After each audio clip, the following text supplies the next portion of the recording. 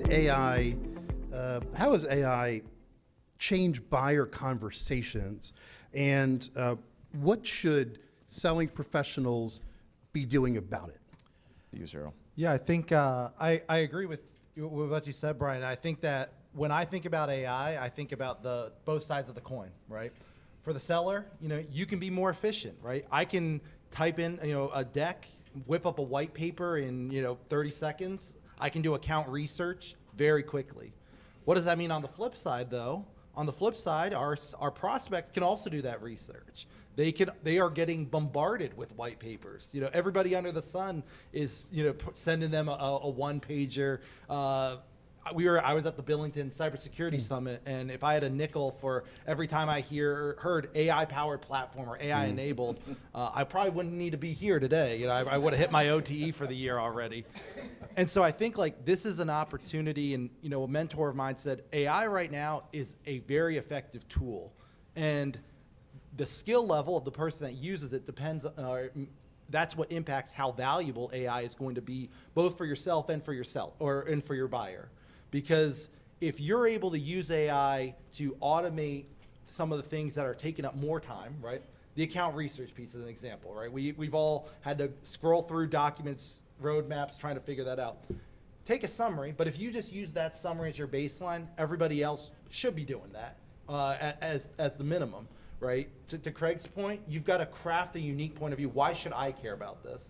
A perfect example, like I was at our booth and coaching some of the sellers, and I heard one of our reps say, "Oh, Vanta is an AI-powered platform that drives automation and integrations throughout the enterprise." It's like, all right, let's take a step back. Let's first let's understand who the person is, what their role is, what sector they're part of. Are they state and local government? Are they education? Are they private sector? Are they federal? Right? Because we don't want to just say AI-driven platform. We want to say what we're seeing in the federal civilian space is that many leaders are stuck in a manual documentation process for their ATO. They get the PDF from the vendor, someone has to copy it line by line over, then they have to put that into the system, then they have to verify compliance, and that's kind of where it stops. Where our focus is our AI agent is going to scan that document, it's going to upload it automatically into the platform, and it's going to provide you with a matrix that will highlight, hey, 80% of this looks really good, 20% needs more attention.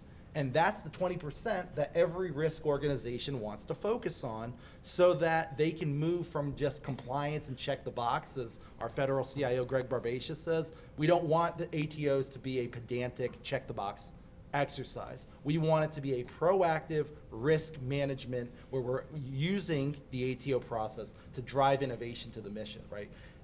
I think that, no matter how much AI you have, that's the difference, is how do you take AI, use it to make yourself more efficient, but ultimately drive more value for the customer. On that topic, I want to ask Cyril a question here, and this may go back to some of your CEB days. There's so many people involved in the types of products that you sell, right? There's finance, there's technology, security, of course, procurement, obviously, in this particular marketplace, and other B2B marketplaces as well.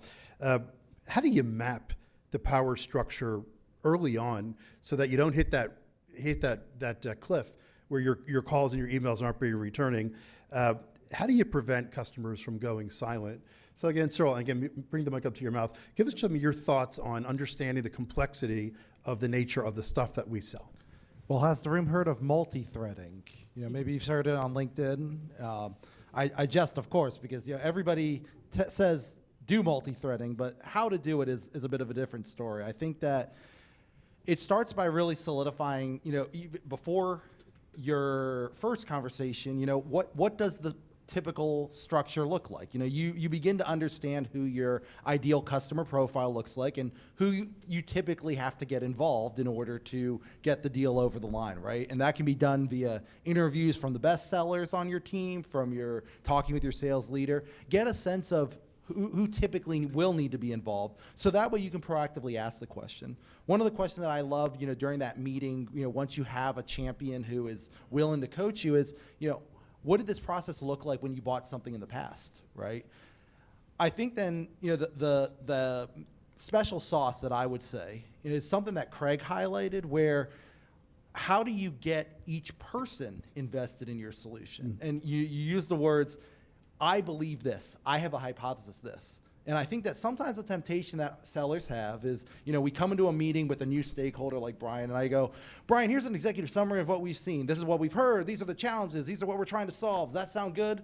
Brian sits there kind of deer in headlights, say, yeah, that makes sense. All right, now we're on to the demo, right? And solution engineer, take it away, right? I think that when you're working across all these different groups, it's important to set the stage, yes. But it's also really important to work with your champion, work with your team to understand, what does finance care about? What does IT care about? Mike pointed out, it's not just about getting the purchase order, right? I found that IT loves it when you talk to them about change management. When you talk to them about what implementation, what the risk rollout is going to look like, they want to feel secure. They want to feel that if we invest with you, we are not going to have egg on our face. One of my mentors in government, he said, Cyril, when I'm making an investment decision, for the salesperson, it's just a paycheck. For me, this is a 2 to 3 year journey that has a large impact on my career trajectory, on how I'm viewed internally. We need to think about that as salespeople, right? And if you have that type of mindset as you're going and working with all these different stakeholders, that helps to guide your follow-up. It gets you away from just checking in, wanted to see how you're doing. It's, hey, Mike, I heard, in our conversation that one of the concerns that you have is that other vendors have failed in the past. Would love to get some additional time to walk you through our implementation roadmap, get your feedback so we can make sure that this is a success, right? When you move to that, your response rates go up because you're being a true partner to the customer.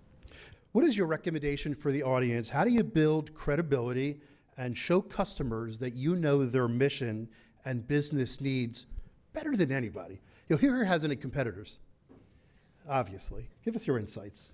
And write this down if you haven't been writing down. I think for me, it's showing up prepared, but also being willing to learn. Coming in with a hypothesis, but also asking for feedback and learning on the job.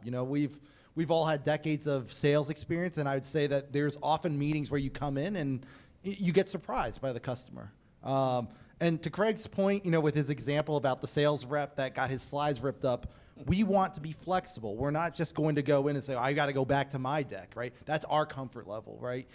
We need to be adaptable. You need to learn on the fly. And that's what I really enjoy, is that ability to learn, the intellectual curiosity. That for me, I think is number one in managing these types of conversations. What's a big mistake that you see cyber reps making repeatedly, or B2B or B2G selling professionals?